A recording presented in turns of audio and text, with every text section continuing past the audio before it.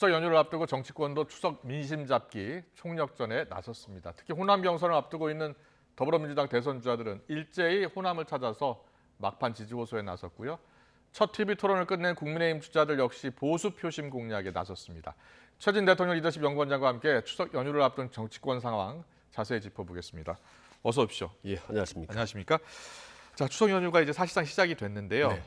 내년 대선을 앞두고 지금 이 추석 민심 상당히 중요하죠. 여야 모두 관심 있게 지금 지켜보고 있을 겁니다. 네, 우리가 추석 인사할 때 네. 보름달처럼 넉넉한 한가위라는 말을 쓰지 않습니까? 예. 근데 추석 연휴 때는요, 되게 사람들이 좀 여유가 생기기 때문에 가족들끼리, 지인들끼리 정치 얘기를 허심탄회하게 합니다. 그렇죠. 예, 예. 그러니까 진짜 민심이 생기는 거고, 예. 그리고 이제 지방하고 서울하고 사람들이 왔다 갔다 하면서 그 진짜 여론이 빠른 속도로 전파되는 거죠. 추석 이전과 이후 민심이 좀 변화합니까? 예, 보통 많이 변합니다. 그게 표나 지지율로 알게 모르게 많이 나타나죠.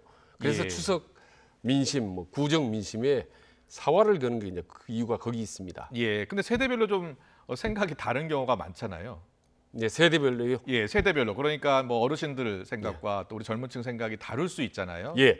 그래서 추석 싸우는 예, 가족들도 그렇습니다. 있더라고요. 추석 때 예. 이제 막걸리 먹고 싸우거나 이제 부모 자식 간에 오랜만에 얘기하다 정치 얘기 때문에 이제 틀어지고 다투는 경우가 있는데 그 예. 와중에서 공통 분모를 찾아내기도 하고 아. 어느 한쪽이 설득을 당하기도 하고 영향도 받고. 그렇습니다. 예. 예, 그렇기 때문에 아주 추석 민심은 후보들이 일주일 보름 뛰는 것보다 예. 그 며칠 동안 한 5일 동안의 민심이 어느 쪽으로 가느냐가 아주 중요하죠. 그렇군요. 그렇다면 올해 추석 밥상에 오를 화제 저 어떤 게 있을까요? 뭐 당연히 대통령 선거인데요. 네. 놀라운 게 제가 주위에 가까운 데를 물어보면 내년 3월 9일 날 대통령 선거일이 정확히 모르는 분들이 의외로 많습니다. 그렇습니까? 예, 의외로 제가 6개월도 보면. 남지 않았는데. 예.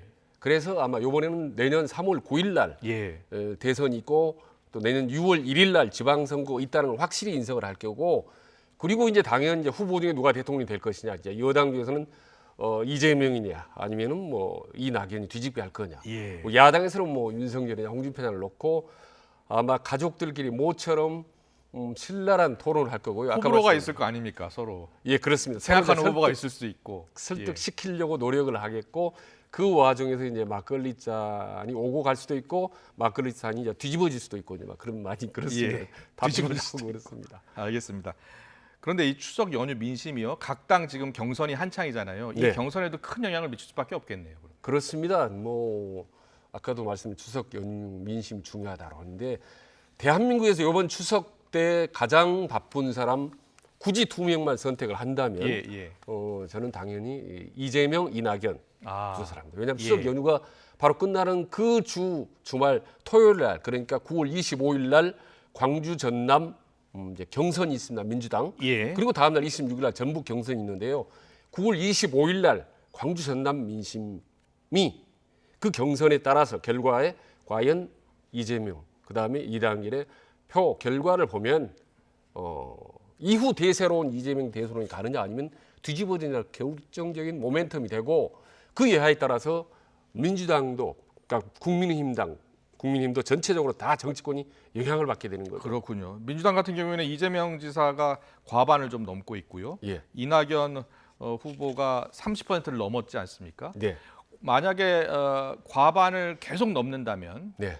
결선 투표 없이 그냥 후보가 되는 거잖아요. 네, 그렇습니다. 그렇지만 이낙연 후보가 선전을 한다면 또 어떻게 될지 몰라요. 예. 그래서 저희가 이재명, 이낙연 두 주자의 최근 행보를 영상으로 한번 모아봤습니다. 영상 구성 보고 오겠습니다.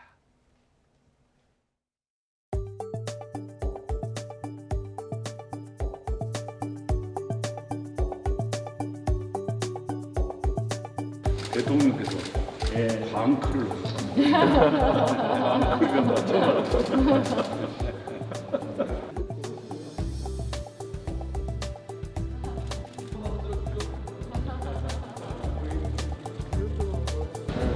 높아서 이렇게 그냥 들어가는 거예요.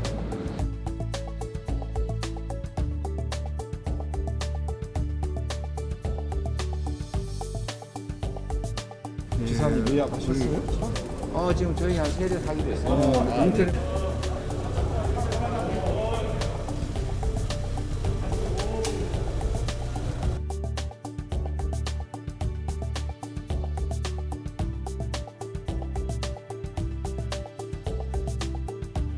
그러면은 약간 그 시간 2열을 좀 띄고요. 광주 전남북 어르신들께 한 절.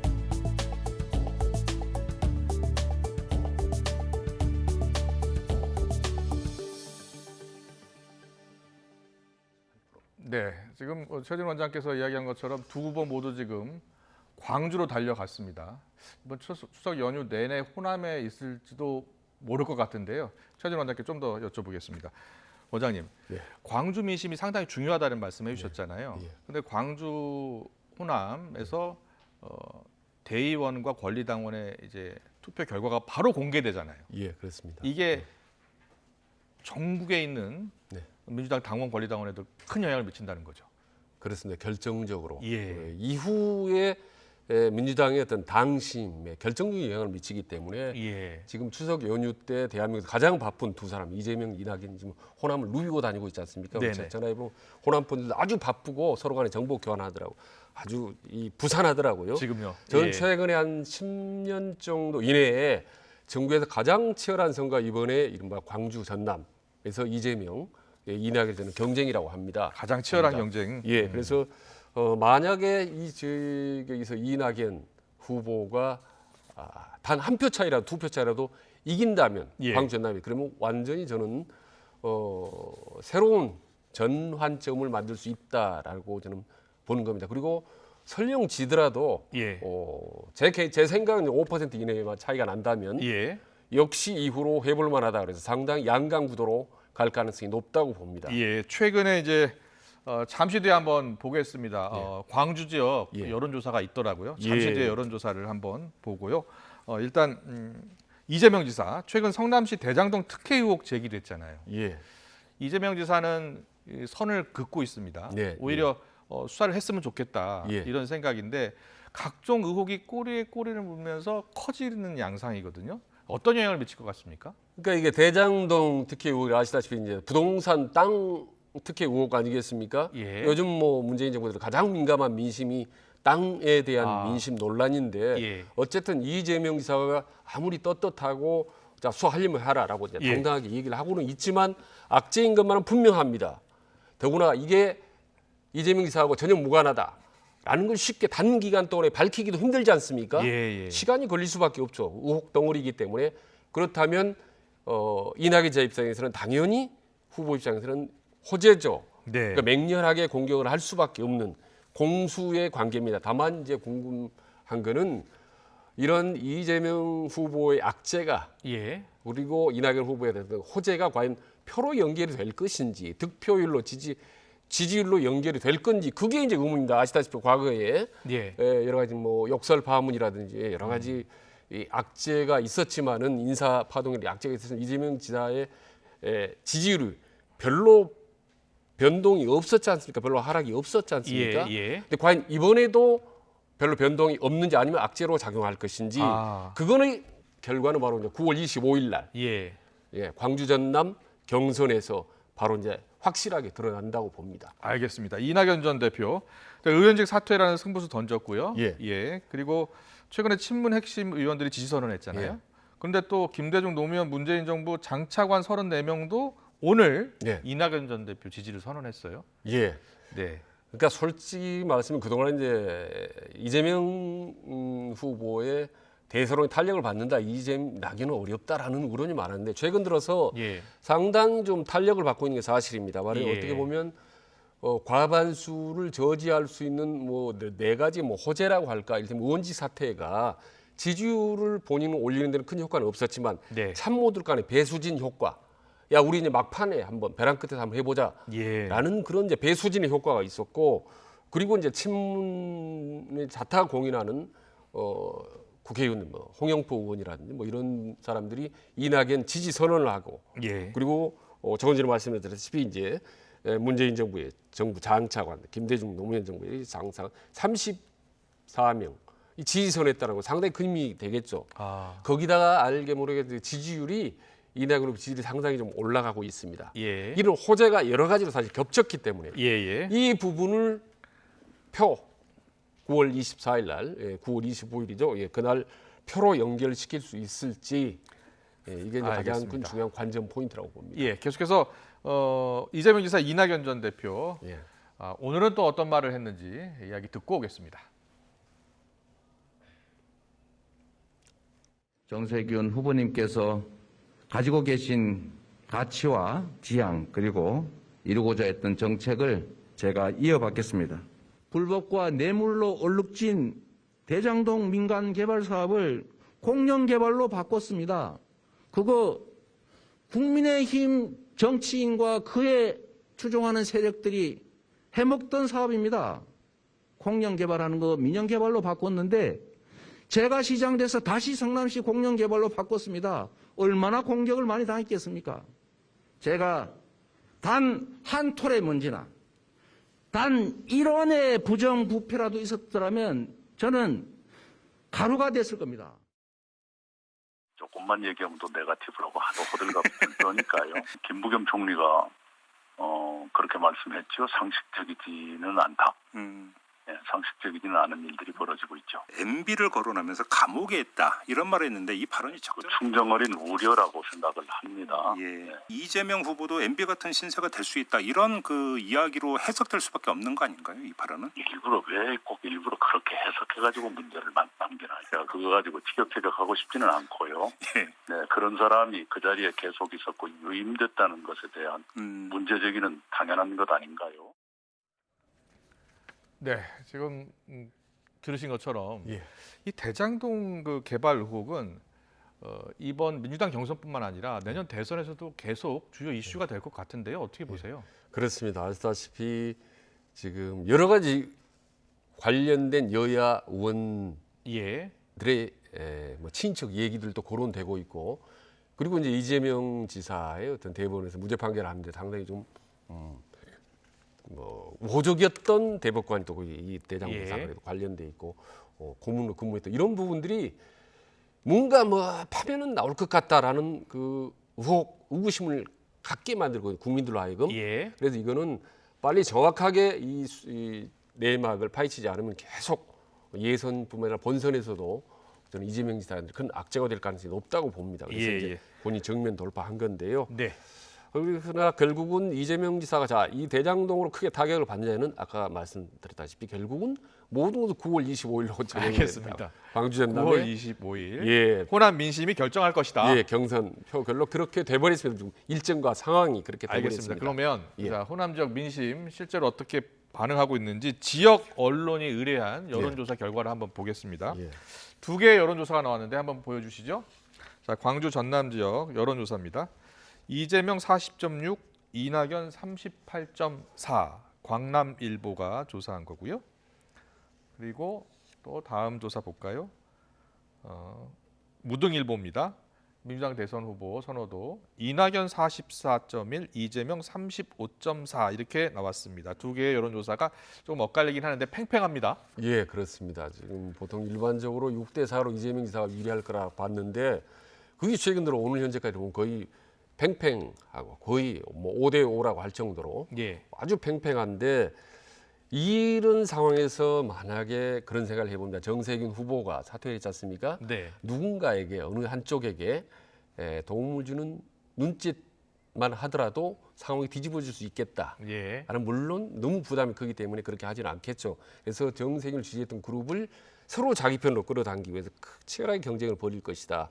이 와중에 호남 사람들은 아시다시피 이제 호남을 뭐 평론가의 도시다, 뭐 정치 1번지다라고 얘기했기 때문에 아마 이 연휴 동안에 정말 호남 분들이 많은 그 연구를 하고 고민을 할 것 같습니다. 알겠습니다. 그래서 결국은 그 전략적 투표를 예. 할 텐데 전략적 투표가 결국은 이재명으로 갈지 이낙연으로 갈지 제가 누구보다도 호남을 잘 안다고 자부하지만 지금 현재까지 정말 1% 게임이 아니라 0.1%의 게임이라고 할 정도로 그야말로 완벽한 안개 속이라고 봅니다. 그래서 예. 요 한 2, 3일 사이에 메시지를 어떤 메시지를 감동적인 메시지를 다에 따라서 호남 민심이 갈라지고 이후에 민주당 경선의 판도가 크게 달라질 거라고 봅니다. 알겠습니다. 계속해서 국민의힘 상황 좀 지켜보겠습니다. 국민의힘 1차 컷오프 통과한 예비후보 8명 어저께 처음 TV 토론 가졌죠. 보신 분들도 있겠습니다만 못 보신 분들을 위해서 주요 장면을 편집했습니다. 보고 이어가겠습니다.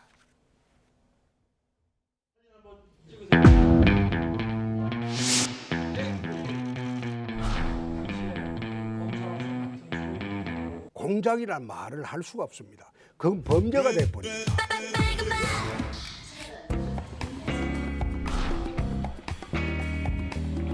저희 캠프가 관련이 없다는 게 밝혀졌으면 또 사과해야 되지 않습니까? 두 사람이 됐습니다. 끝낼 수 있는 예, 예. 사건이 아니면 됐습니다. 추가 수사를 해달라는.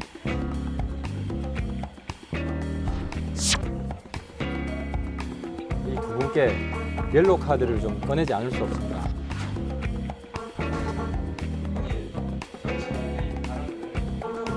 말이 180도 바뀌는 그런 경우를 제가 굉장히 많이 봤습니다. 박근혜 전 대통령에 대해서 춘향이 아니고 향단이었다. 탄핵을 당해도 싸다. 우선 박근혜 전 대통령 문제는 유승민 후보가 나한테 물을 자격이 없습니다. 아닙니다. 어떻게 보면 민주당 측보다도 더 내부 공격에 열을 올리고 계시는데 국가 사절을 부르는 거 뭐 각 가족들이 알아서 선택하실 문제죠.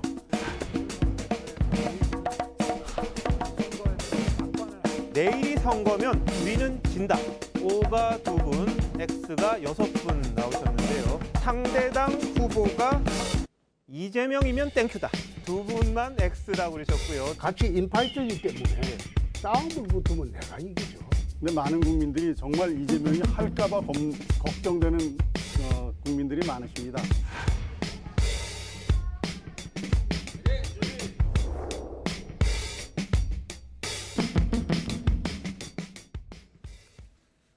네, 어떻게 보셨습니까? 어제 TV 토론. 자, 원장님은 짧게 한번 관전평 이야기해 주시죠. 예, 재밌게 봤습니다. 8명이 단단히 준비하고 왔구나. 아, 치열하다. 앞으로 더 흥행 효과가 있겠다 그런 느낌이 들고 특히 예. 1, 2위 간에 좀 격돌 공방이 아주 셌고요. 홍준표, 윤석열. 예. 그리고 이제 입담이 센 유승민과 하태경 후보 같은 경우가 낮은 지지율을 높이기 위해서 그야말로 그냥 전방위로 모두 까기로 세게 공격하는구나. 예. 그러나 어쨌든 전반적으로는 흥행 효과를 높이는 데 긍정적인 효과를 한 것 같다. 예, 그런 느낌 받았습니다. 홍준표 의원이 어제 좀 자제한 것 같지 않았습니까? 어떻게 보셨어요? 지금 최근에 이제 상승세를 타고 아, 있지 않습니까? 예, 예. 그런데 지지도가 사실 낮은 후보하고 예. 서로 이제 경쟁을 하고 이제 입씨름을 벌이면요 손해 보는 경향이 있습니다. 네. 그래서 뭔가 과거는 달린 말하자면 뭔가 저격수나 싸움뿐이 아니라 예, 예. 뭔가 어떤 지도자다운 면모 이런 안정된 모습을 보여주는데 좀 더 역점을 둔 것 같다 하는 생각이 듭니다. 그랬군요. 어제 토론해 보니까 조국 과잉 수사 논란, 또 역선택 논란 이렇게 도마에 올랐습니다. 후보들이 어떤 이야기를 했는지 또 듣고 오겠습니다. 역선택을 너무 노리는 게 아니냐 이런 우려가 많습니다. 요새는 넥타이도 파란색만 메고 다니고 있고요. 역선택이 있다면 이재명이나 이낙연 후보하고 대결해서 최근에 제가 이길 수가 없죠. 그것도 역선택입니까? 두 번째, 파란색 맨다고 그러는데 원래 파란색은 이게 한나라당 색깔입니다. 그리고 지금 우리 당의 색깔이 빨강색, 파란색, 흰색입니다. 3색입니다. 제가 놀란 게 조국 교수랑 요즘 썸 타고 계시더라고요. 나는 잘못된 걸 보면 피아를 가리지 않습니다. 우리 편이라도 잘못된 거는 지적을 하고 그리고 남의 편이라도 잘된 거는 칭찬을 합니다. 아니 그러면 내가 조국 수사가 잘못됐다고요? 아니 잘못된 게 아니라 과잉 수사했다는 거예요. 아니, 정가족을 도려가는 수사는 없어요. 자, 홍준표 의원이 어제 조국 수사 과잉 수사다라고 하지 않았습니까? 네. 그래서 이 발언을 놓고서 이 검사로서 소신인지 아니면 역선택을 유도한 것은 아닌지 다양한 분석이 있던데 어떤 배경이 있다고 보십니까? 저는 이제 역선택은 의미는 없다고 봅니다. 예. 언론의 최근으로 뭐 거의 역선택의 새 단어 자체가 사라져 버렸기 때문에 예. 다만 왜 이 시점에 저 발언을 했는가라고 앞뒤 제가 문제 문맥이라든지 좀 나름대로 분석을 해보니까 우선은 예. 최근 들어서 홍준표 후보의 어떤 주요 타켓이 예. 뭐 조국에 대해서 뭐 이러쿵저러쿵 얘기가 아니라 주요 타켓은 이제 윤석열입니다. 그래서 윤석열 후보가 검찰 재직 시에 무리한 수사를 했다, 과잉 수사를 했다. 이거를 공격하는 와중에 이제 조국도 무리하게 수사한 거 아니야라는 게 하나 나온 거고요. 또 하나는 이제 최근 들어 상당히 홍 후보가 중도 확장 행보를 많이 하지 않습니까? 예. 좌클릭으로 그래서 5.18 매역도 제주 4.3 그리고 또 봉화마을 참배까지. 예. 그래서 중도 확장 행보하는 과정에서 나오는 행보 그리고 이제 과거 본인 이제 검찰에 있을 때 몸담았던 게 수사 관행에 따라서 나름대로 이제 소신 발언을 한 것 같은데 그럼에도 불구하고 사실 조국하면은 사실 많은 사람들이 아직도 불공정의 상징처럼 보이지 않습니까? 그렇기 때문에 저 시점에서 홍 후보의 발언 같은 경우는 상당히 당 내 경쟁자들로부터 그런 공격을 받을 빌미를 제공했다. 그렇기 때문에 전략적으로 저거는 옳지 않다라고 저는 생각이고 그래서 이제 본인이 바로 그걸 수정하고 이제 바꿨지 않습니까? 거둬들였는데 저 부분에 대해서는 뭔가 앞으로 조국 문제들 확실하게 선을 긋는 그런 모습을 이제 보여줄 걸로 저는 이제 예상을 해봅니다. 예, 알겠습니다. 짧게 하나만 더 여쭤볼게요. 대통령 지지율 상당히 중요하다고 말씀하셨는데요. 네. 오늘 나온 갤럽 여론조사에서 문재인 대통령 지지율이 36%로 집계가 됐는데 긍정률, 부정률 격차가 20%포인트 이상 벌어진 게 4개월 만이라고 합니다. 네. 어떻게 보셨어요?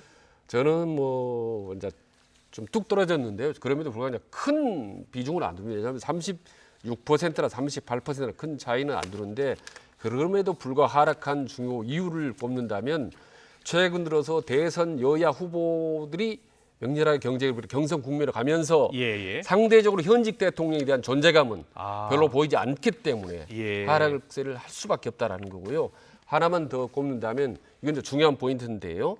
코로나 전국 속에서 정말 힘들고 고통받고 있는 영세민이라든지 자영업자들에 대한 그런 이제 아픔이나 또 분노 이런 부분들이 지지도 하락으로 저는 연결됐다고 봅니다. 네, 알겠습니다. 오늘 정치권 이슈는 여기까지 듣겠습니다. 최진 대통령 리더십 연구원장과 함께했습니다. 잘 들었습니다. 예, 고맙습니다.